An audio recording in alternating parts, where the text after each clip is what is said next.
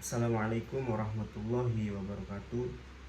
Innal hamdalillah nahmaduhu wa nasta'inuhu wa nastaghfiruhu wa na'udzu billahi min syururi anfusina wa min sayyiati a'malina may yahdihillahu fala mudhillalah wa may yudlillahu fala hadiyalah. Asyhadu an la ilaha illallah wahdahu la syarikalah wa asyhadu anna Muhammadan abduhu wa rasuluhu nabiyya ba'da amma ba'du. Yang terhormat Dewan Penguji Komprehensif Bapak Hafizul Ahdi MH. Oke, baik, sebelumnya perkenalkan, nama saya Muhammad Nurul Hakim, NIM 2011362, Fakultas Syariah, Jurusan Hukum Ekonomi Syariah.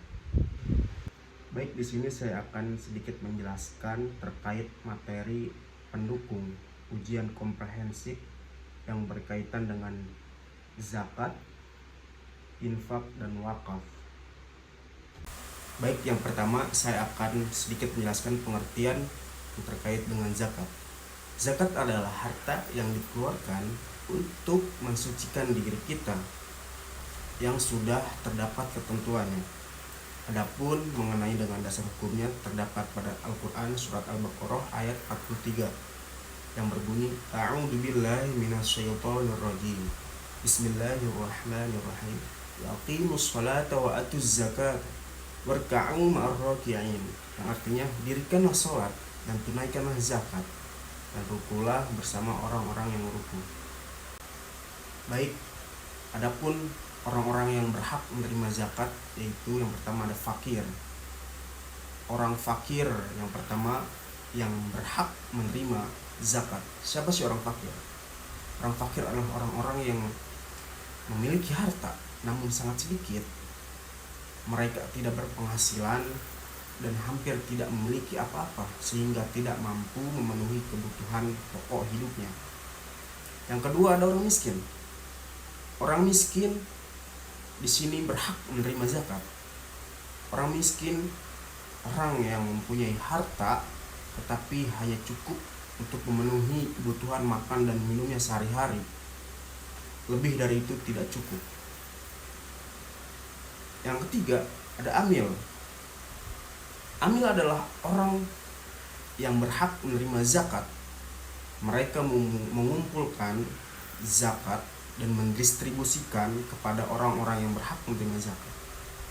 Yang keempat, ada orang mu'alaf.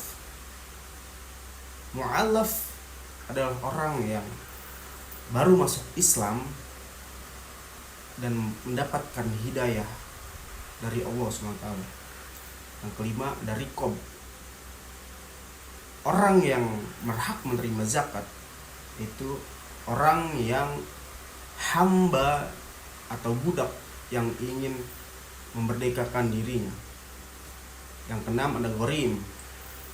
Ghorim adalah orang yang memiliki hutang untuk memenuhi dan mempertahankan jiwanya dan izzahnya. Yang ketujuh, ada fi sabilillah. Sabilillah di sini adalah orang yang berjuang di jalan Allah dalam bentuk kegiatan dakwah, jihad, dan sebagainya. Yang terakhir ada ibnu sabil. Ibnu sabil di sini adalah orang yang sedang dalam perjalanan dalam ketaatan kepada Allah. Itulah golongan-golongan atau orang-orang yang berhak menerima zakat dan didistribusikan pada mereka.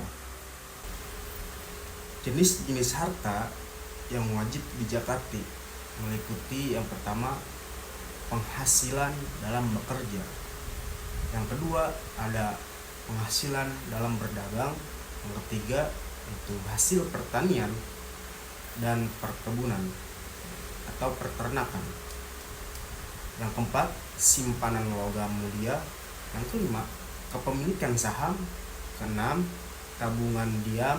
Dan yang terakhir yang ketujuh, barang temuan.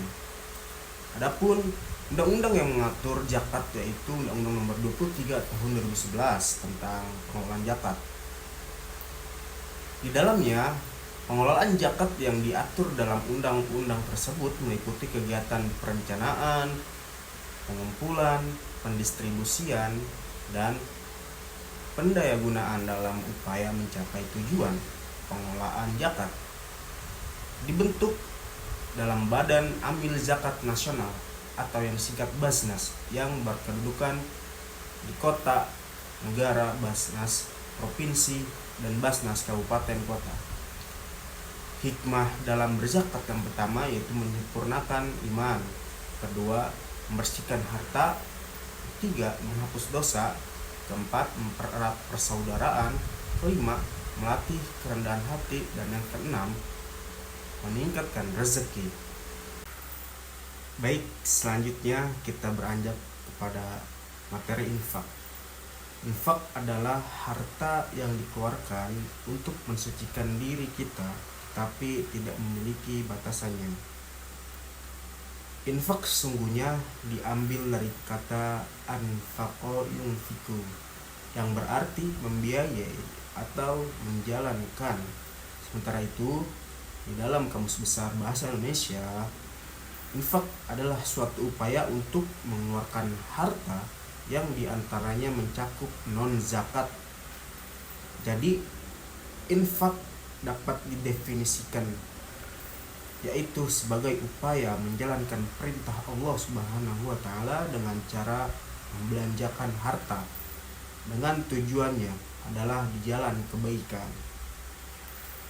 Adapun dasar hukum infak telah dijelaskan dalam Al-Qur'an surat Az-Zuriyah pada ayat 19 yang artinya, dan pada setiap harta mereka terdapat pula hak orang miskin yang meminta serta orang-orang miskin yang tidak mendapatkan bagian. Adapun jenis-jenis infak yaitu yang pertama ada infak wajib. Infak wajib terdiri dari yaitu membayar mas kawin, yang kedua membayar kafarat, yang ketiga memberi nafkah kepada keluarga. Selanjutnya ada infak sunnah. Infak sunnah yang pertama itu untuk jihad dalam jalan Allah. Yang kedua itu infak untuk membantu orang lain. Baik, menginjak materi selanjutnya yaitu materi daripada wakaf. Pengertian daripada wakaf adalah perbuatan menyerahkan sebagian harta benda untuk dimanfaatkan selamanya atau untuk jangka waktu tertentu demi kemaslahatan umat. Adapun dasar hukum daripada wakaf berdasarkan firman Allah Subhanahu wa taala yang tercantum pada surah Al-Baqarah ayat 267, Al-Hajj ayat 77, dan Ali Imran ayat 92. Dapat kita simpulkan bahwa dasar hukum tersebut adalah sunnah untuk wakaf tersebut. Bahkan menurut suatu riwayat dari Imam Muslim, dasar hukum wakaf adalah sunnah yang sangat diutamakan sebab pahalanya akan terus mengalir bahkan sampai di alam kubur. Sedangkan di Indonesia, dasar hukum wakaf sendiri telah diatur dalam Undang-Undang tahun 2004 nomor 41 tentang wakaf. Adapun rukun wakaf, yang pertama adalah orang yang berwakaf atau al-waqif. Yang kedua, benda yang diwakafkan atau al-mauquf. Yang ketiga, orang yang menerima manfaat wakaf atau al-mauquf alaih.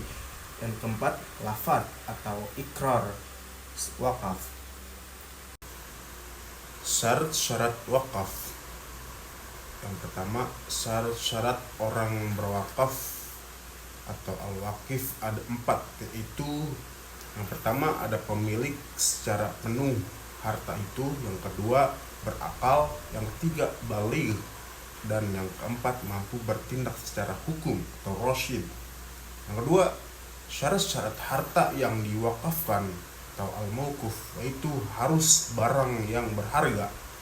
Harta yang diwakafkan itu mestinya diketahui keadaannya. Selanjutnya, harta yang diwakafkan itu pasti dimiliki oleh orang yang berwakaf atau al-waqif.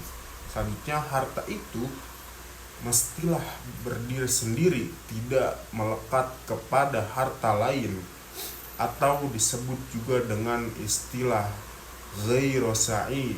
Selanjutnya, syarat-syarat orang yang menerima manfaat wakaf, yaitu dari segi klasifikasinya orang yang menerima wakaf ini ada dua. Yang pertama, tertentu atau muayyan, yaitu jelas orang yang menerima wakaf itu apakah seorang, dua orang, atau satu kumpulan yang semuanya tertentu dan tidak boleh diubah syaratnya, yaitu bahwa ia dari segi klasifikasinya orang yang menerima wakaf ini ada dua macam.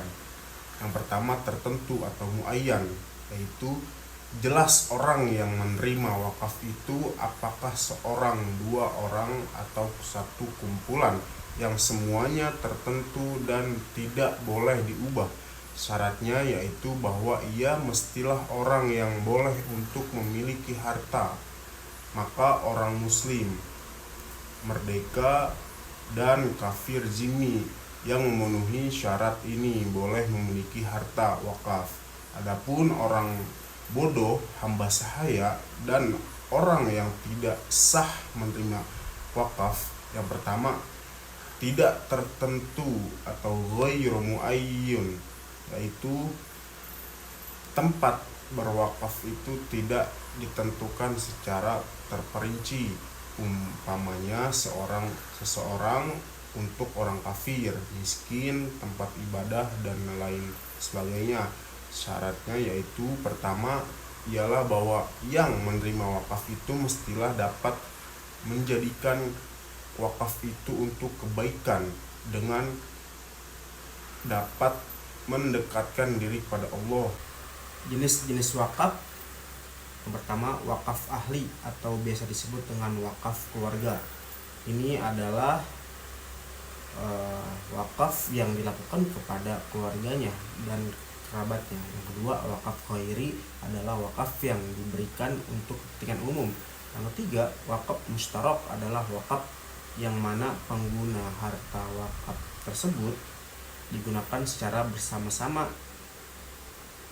Yang keempat, wakaf benda tidak bergerak, yaitu harta yang dimaksud adalah bangunan, hak tanah, tanaman, dan benda-benda yang berhubungan dengan tanah. Yang kelima, wakaf benda bergerak selain uang, yaitu benda-benda yang bisa berpindah seperti kendaraan, mobil, atau motor. Nazir wakaf adalah orang yang atau badan hukum yang memegang amanat untuk memelihara dan mengurus harta wakaf sesuai dengan wujud dan tujuan wakaf tersebut. Sedangkan menurut Undang-Undang Nomor 41 Tahun 2004 Pasal 1 Ayat 4 tentang wakaf menjelaskan bahwa nazir adalah pihak yang menerima harta benda wakaf dari wakif untuk dikelola, dikembangkan sesuai dengan peruntukannya. Jadi dasar hukum daripada wakaf ini yaitu Undang-Undang Nomor 41 Tahun 2004 tentang wakaf. Pola pengelolaan wakaf di Indonesia dan di berbagai negara. Pengelola wakaf di Indonesia dilakukan oleh lembaga wakaf yang secara khususnya mengelola wakaf dalam berbentuk aset tetap dan atau wakaf tunai, serta beroperasi secara nasional adalah Badan Wakaf Indonesia atau yang disingkat menjadi BWI. Oke, baik, itulah penjelasan terkait kompetensi pendukung untuk ujian komprehensif yang diampu atau yang diuji oleh Bapak Hafizul Ahdi MH berkaitan dengan zakat, infak, dan wakaf. Sedikitnya saya telah menjelaskan pengertian, dasar hukum, dan bagaimana mengimplementasikannya untuk di kehidupan sehari-hari, baik daripada hikmah dan manfaat baik dari zakat, infak, dan wakaf. Mohon maaf jika ada kesalahan kata atau kesalahan teknis yang terjadi dalam pembuatan video ini. Terima kasih kepada Bapak Hafizul Ahdi MH. Semoga beliau disehatkan badannya, dilancarkan rezekinya. Saya Muhammad Nurul Hakim pamit undur diri. Sekian, terima kasih. Wabillahi taufiq wal hidayah. Wassalamualaikum warahmatullahi wabarakatuh.